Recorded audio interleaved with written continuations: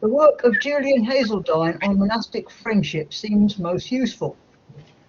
As he noted, friendship has been at the centre of tradition of political thought since antiquity, and in pre-modern Europe, friendship could provide a conceptual vocabulary for almost any relationship of importance outside the ambit of close kin. Nonetheless, if this was so ubiquitous, even apparently commonplace, was the notion of friendship also capable of our modern usage, where it is valued as an essentially private enterprise or experience? Much of his subsequent discussion addresses this question, and in particular whether there was what amounted to be a distinctly monastic culture of friendship that developed in the 11th and 12th centuries, whereby monks and others produced heightened expressions of friendship of a more private, intimate kind, but which might be said to have been alongside the traditional concept and use of friendship as an integral part of social and political relations. Yet in many ways his conclusion moves beyond this issue, not least because he believes that while there was almost certainly would have been personal affections within some monastic friendship relationships, they were probably seen as only one of a number of ties, and that the language of friendship within the cloister was intended to realise a communal ethical ideal, an intellectual agenda that explored friendship as a fundamental aspect of human relations that was to be set in relation to both community and to the ascent to God. Furthermore, if this makes sense of monastic friendship in the High Middle Ages, can it help us understand later periods and other religious men? As well as the examination of treatises produced by monastic and other writers, recent work on friendship has explored the processes involved, including ideas about how and why individuals built up horizontal networks. While not discounting matters of patronage and clientage, such networks have been seen to function through reciprocity, and drawing on anthropological ideas, what has been called the economy of regard. Historians have therefore seen the value of looking outside their own discipline for theoretical models in an attempt to investigate such issues. And these interdisciplinary endeavours have often proved to be exceedingly fruitful. For example, the mapping of networks has become a useful tool, the webs of connections and interrelationships, highlighting the complexities of friendship. Nonetheless, there remains the problem of introducing some form of time depth into the analysis, for such webs were not static over time, either in terms of those involved or the privileging of certain relationships. To a degree, this challenge has been met through the study of letter collections to chart personal connections, while those studying the post-medieval world have similarly turned to diaries and journals. At times, these sources have seemed deceptively transparent in terms of their depictions of and information about the author's friends and his or her friendships. But more recent scholarship has heightened the need to interrogate such sources carefully, seeing them as crafted, complex, self-referential texts. Today, I'll be undertaking a less ambitious goal, although not without its difficulties. For the testamentary sources of the Canterbury chaplains and parish clergy might be said to offer only a snapshot of the individual's relations with some for whom they had regard. Yet even though they cannot be viewed as comprehensive, wills were often drawn up when the testator was close to death, and this highly significant point in the life cycle may have intensified the ties of affective friendship, personally and communally, within the framework of the desire to ascend to God. Generally, I shall concentrate on book bequests, but these cannot be seen in isolation, and thus I shall also bring in other items where appropriate. However, I am not going to, however, what I'm not going to do, because of time restraints, is extend this analysis beyond Canterbury and surrounding parishes, albeit there were certainly similar networks involving the clergy of Kent who used books, including Robert Long, the parson of Eastbridge on Romney Marsh. In his case, it was personal, as well as familial and patronage networks he sought to enhance, for his uncle was the master of the Maison Dieu in Dover, and the advowson of Eastbridge Parish Church belonged to the hospital. Yet Robert did not give his books to his uncle or to the hospital's institution. They received other gifts. But to four named priest brothers there, Robert Young allowed to keep all the books he already held from Long, while Henry Wood, Brother Bernal, and Brother Newell were to receive the residue of the parson's books, equally divided amongst them. I can go on to the next slide with a bit of luck, but turning to Canterbury, by the late 15th century, an impressive array of chantries had been established within the cathedral, and this was in addition to the 6 priests who officiated in St. Thomas's Chapel at the Almonry.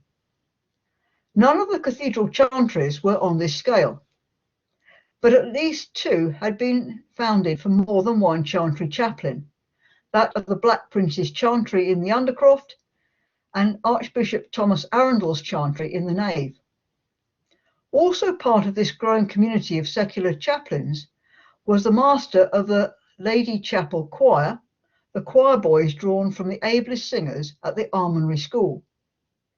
Yet even though all the seculars did not share the same living space, for example, the 2 Arundel chantry chaplains were given a house on the south side of the cathedral. Next door was the house of the Brenchley chantry chaplain, and outside the precincts, the chaplains of the Black Prince's chantry had their own house. Like their monastic brothers, the chantry chaplains in the almonry do appear to have lived communally on the far side of the precincts. And it is against this background that the wills can be considered regarding matters of friendship. So the purposes of this paper today, I'll be looking at different types of bequest based on the nature of the recipient. Consequently, I have selected examples that illustrate the points made, rather than providing any idea of the frequency of such post-mortem gifts, not least because I'm dealing with a small number of sources. Some testators, therefore, feature more than others, as they apparently showed greater concern for the sustenance of the secular and monastic communities at Canterbury Cathedral and the church more broadly, categories I am employing to explore friendship. Taking first gifts that testators might have intended would help sustain the secular Canterbury community, John Hawkins and John Clarke made bequests to specific individuals. Hawkins, one of the Arundel chantry chaplains, in 1511 wanted Sir Philip, his fellow priest, to have 6 shillings and 8pence to pray for his soul, and so that he would be good to Hawkins's poor kinsman, another priest called Sir William Gilbert, who in turn was to receive all of Hawkins's books in which he had written Gilbert's name. John Clarke also sought to aid certain of his fellows at the almonry, that would in turn aid them collectively by giving, amongst other bequests, some of his liturgical books to John Gower and Lawrence Guile, the latter in addition receiving Clarke's copy of the Golden Legend. Moreover, as well as personally directed giving, Clarke can be seen as seeking to distribute tokens of friendship towards his community through his collective bequests. He intended that his antiphonal should be used in the almonry chapel by the serving priest after his decease. One of the Black Prince's chantry priests, Peter Maxey, apparently expressed similar feelings, leaving his book of decretals to those who would be serving at the chantry after him. Nor were these cathedral chaplains only concerned to honour friendships within their secular community, for several also made collective bequests which would have supported the monastic community. John Hawkins is again amongst the donors, bequeathing a £4 taper that was to burn before the image of Our Lady in the Undercroft immediately after his death. William Hawkins too, perhaps a relative and the priest at Buckingham's chantry, made substantial gifts of wax, leaving candles for the cathedral's high altar, the altar at St Thomas's shrine, and a third at the altar of Our Lady Undercroft. One of the Black Prince's chantry priests similarly intended to enhance the cathedral's liturgical life. James Cursom stipulated that the rents from his land at Harbledown near Canterbury should be used by the priory to finance a wax candle to burn during the Mass of St Thomas, the candle to be set before the shrine or elsewhere if so directed by the shrinekeeper, and likewise a candle was to burn at the altar of Our Lady Undercroft at Mass time. Money might also be given, as in Eaton's bequest of £3, 6 shillings and 8p to the prior for the benefit of the cathedral church. And in addition, he gave all his major and principal books to the prior, either to distribute among the monks or to enhance the monastic library. Personal bequests to members of the cathedral priory are more difficult to see in communal terms, especially the gifts of money, such as 26 shillings and 8p given by John Clark to Sir Thomas Hearne, and the 38 shillings and 4p bequeathed to Sir John Woodnesborough, prior. However, these sums are interesting because they comprised amounts owed to Clark by diocesan and parish clergy, thereby indicating a web of contacts among religious men based on a complex mix of exchange and reciprocity. Additionally, James Cursom's numerous book bequests, including several to monks at Christ Church, had the potential to be communal, but equally may have been retained by the recipient. Among these were Cursom's epistles of St Paul to Master Selling and his gloss on St Paul to Master Bocking. It is feasible to envisage friendship in the desire to remain part of the cathedral community in death as in life, and for the monks this would have meant burial in the monastic cemetery. Such an option was apparently not available to the cathedral chaplains, but the desires of some would seem to indicate a similar yearning. For example, Robert Barton of Buckingham's chantry wished to be buried where his fellow chantry priests had been laid to rest. The place where he had served was the choice of Robert Walpole, in his case the Black Prince's chantry next to Our Lady Undercroft, although his reasoning may have stemmed from comparable feelings. The desire to be buried next to a particular individual may also reflect friendship. William Haddon, one of Barton's successors, wished to be buried next to Sir John Lancaster.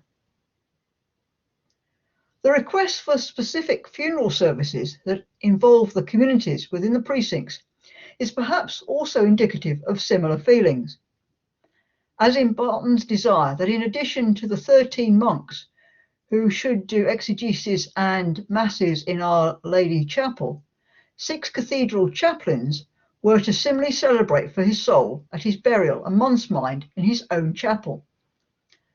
Others sought to extend this community beyond the precinct wall. Roger Downville of the Black Prince's chantry wished to be buried at the parish church of St Cosmas and Damian in Blean, and he stipulated that at his burial his executors were to welcome all the priests, for they were not to turn away any regulars or seculars who came to sing mass for his soul, and were to give each man 8p. Such inclusiveness had been a feature of William Walpole's funeral 40 years earlier. The Arundel chantry chaplain had asked his executors to ensure that all the curates within the walls of the city of Canterbury undertook the appropriate services for the benefit of his soul in their respective churches on the day of his burial and obit, each curate receiving 4d. On each occasion. For those beyond the precinct wall, who were also part of the religious community, albeit of a more pastoral nature, Master Andrew Mantle from St Nicholas's Hospital at Harbledown wished William Hart at the Black Prince's Chantry would celebrate for half a year for his soul. William to receive 5 marks and all Andrew's books, except those given elsewhere. One of these, a psalter that contained hymns and the services for the dead, was to go to the prior and brothers at the hospital, provided they allowed Andrew to be buried before the crucifix in the hospital chapel.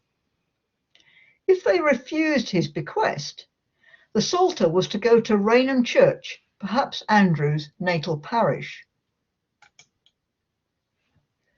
Book bequests might equally feature in the wills of parish clergy who wish to reinforce in death their relationship with their patron.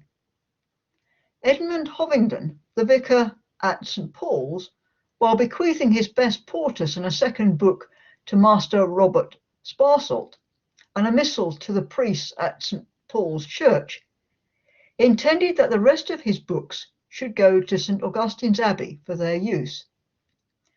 Similarly, Sir Didier Bargier, the parson at St Andrew's, sought to retain his relationship with the abbot at St Augustine's as his patron, for he gave his printed mass book to the altar of St Anne at the Abbey.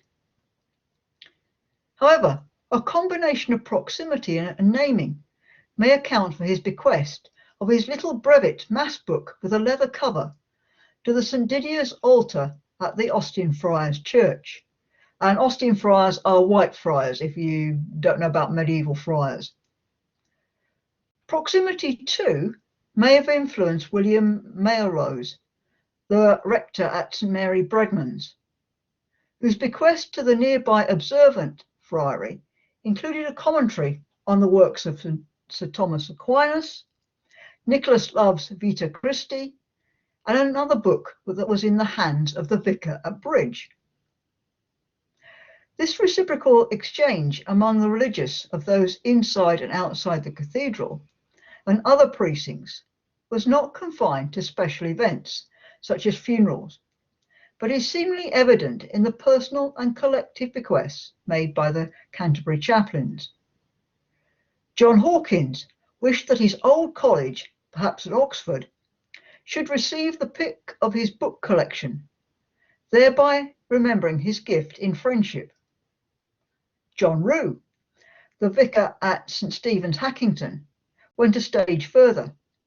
He bequeathed to Exeter College at Oxford a silver salt, 12 silver spoons, and certain books on the understanding that the rector there would annually on Becket's Christmastide feast day say, "God have mercy on the soul of Master John Rue, sometime fellow here." This idea of linking bequest to education as a means of enhancing the individual and the communal, and thus the ties of friendship, may also have influenced James Cursom's decision to aid poor scholars studying at Corpus Christi College, Cambridge, through an annuity of 40 shillings, which was to be administered by Master Sainthway. Close to home, John Wilcock intended that under the terms of his will, if any of his brothers became secular priests, they were to receive more generous bequests. Furthermore, the presence in the late 15th century of Robert Walpole at the Black Prince's Chantry and William Walpole at Arundel's Chantry seems more than coincidence. The wills also seem to reveal ties of friendship with members of the parish clergy, and this is especially noticeable between the Black Prince's Chantry chaplains and the incumbent at the city parish of St Alphege. John Cusham, the rector, was a frequent beneficiary, and several of the chaplains indicated their confidence and trust by naming him as executor. Personal possessions were used to mark this bond. Robert Bryman gave his best gown to Cushion. Nor, of course, were such gifts only one way, and an earlier rector at St Alphege had bequeathed cash and certain objects to certain individual priests within the almonry. Interestingly, what appears to be an affective relationship again extended beyond the individual to the communal, and a few of the Canterbury chaplains either wished to be buried there or made bequests to this parish church. These included John Costhen, the Brenchley chantry chaplain, who sought burial in the Lady Chapel at St Alphrege's Church before the images of St John and St Nicholas, the church receiving 40 shillings in repatriation, and Peter Maxey, who donated cash and some of his vestments. Elsewhere in the city, it's possible that John Hopton's bequest towards the constructing of the new choir stalls at St Michael's Church should be envisaged similarly. Networks among the parish clergy in and around Canterbury were similarly present. As we have already seen, the vicar at Bridge had a book belonging to the rector at St Mary Bredman's Church, and such a loan took place between the vicars at St Dunstan's and St Stephen's. John Rue at Hackington, St Stephen's, already had a gloss psalter belonging to Richard Long, the vicar at St Dunstan's, a book Richard said he could keep in his well as adding a further book, a gown, and 40 shillings to the bequest. Sir Walter Garrard, the vicar at St Mary Northgate, similarly deployed books, bequeathing a portus to John Brown, the rector at St Martin's. But Sir Edmund Lawnhurst was more fortunate, becoming the beneficiary of 2 books, one of which was a sermon collection. In addition, chantry and fraternity chaplains were equally prepared to employ book bequests, such as the books Richard Stephen, one of the Roper chantry chaplains, gave to the rector at Chartham, another to the rector at Harbledown, and another to a named chaplain, as well as to Stephen, the son of a local alderman, if he became a priest, while the chaplain of the Jesus Fraternity at Holy Cross gave his Mass book covered in velvet to St Dunstan Church, with the proviso that if Sir William Met wanted it, it was his, provided he paid the church 6 and 8.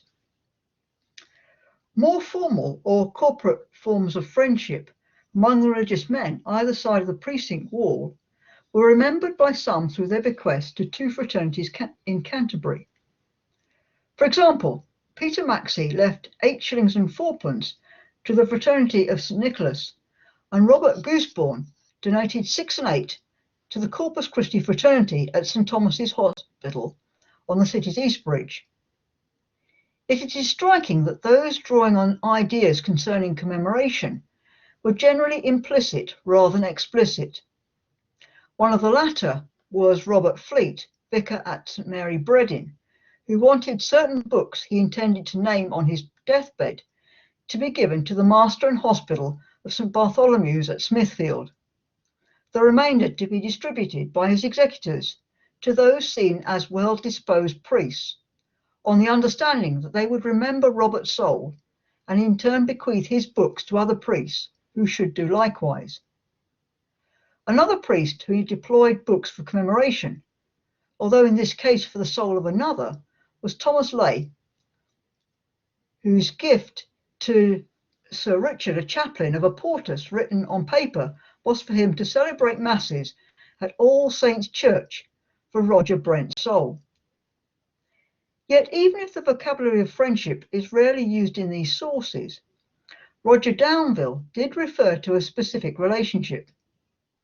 It seems Downville had recently been seriously ill, and those who had apparently helped him the most were the parish clerk at St Alphrege's and his wife.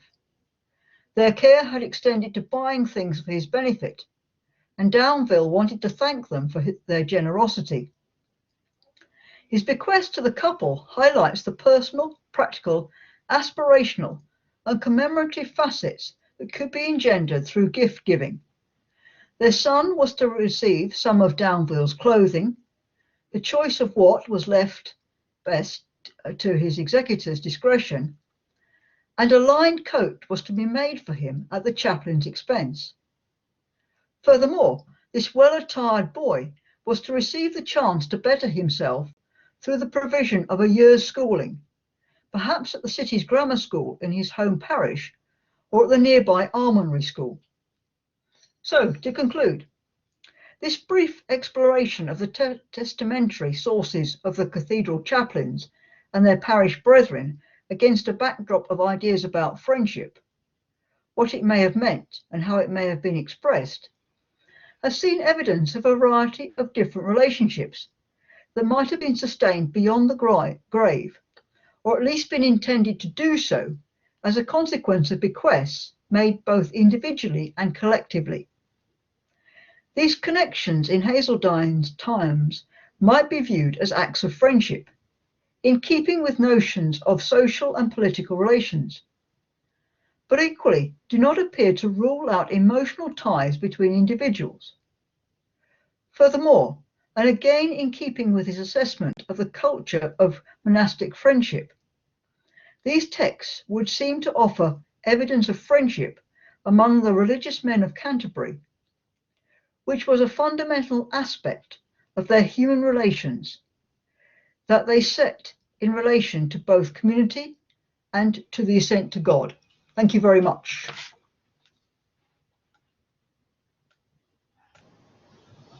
Sheila, thank you very much. I'm going to put a little